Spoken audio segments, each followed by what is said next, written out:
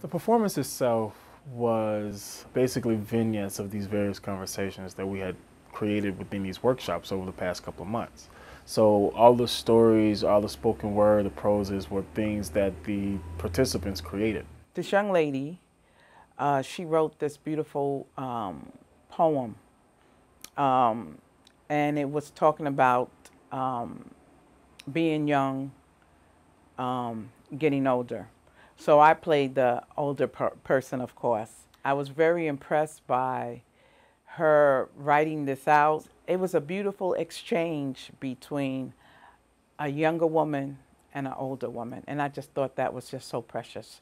And then at the end, I almost cried because after she did her part and I did my part, and Chris had us hold hands and, you know, looking in each other's eyes, I just thought that was so emotional because we were both like, wow, you know what I mean? And so it was that connection to the youth that I didn't have. I was really blown away by the whole experience. They really enjoyed the performance that that Cephas and I did together, and they just loved the whole thing. They were just happy about it.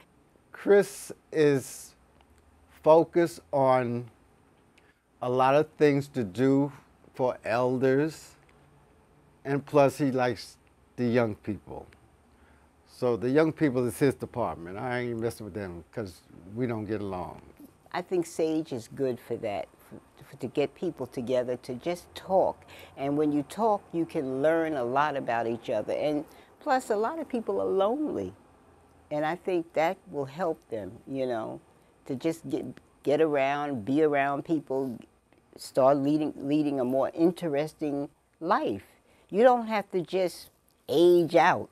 I would definitely recommend for people to get involved with Sage because I think there is a huge gap and disconnect between younger folks and older folks in the LGBTQ community. And we need each other, and that's important. And a lot of people don't realize that, where they just feel like, oh, I'm a younger person, I can't really connect to an older person, so I'm just going to stick to my younger group because they won't understand, and there's nothing to get from an older person. We already create our own families in this community, so it's like, why not connect to the older folks in your family, technically? So, yeah.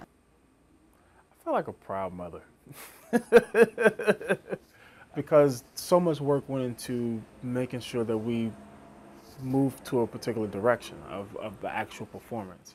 So there were many days early on that the participants didn't know what we were doing. It was like, what is this? What is this all leading us towards? A lot of the work revolved around myself and my team encouraging the people to say, hey, you have a voice, you have a story. That means you have something to create, something to contribute to this overall thing that we're building. One of the things that I learned from the sounds of conversation is that there is more to come.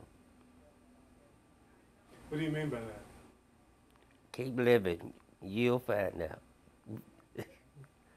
Trust me.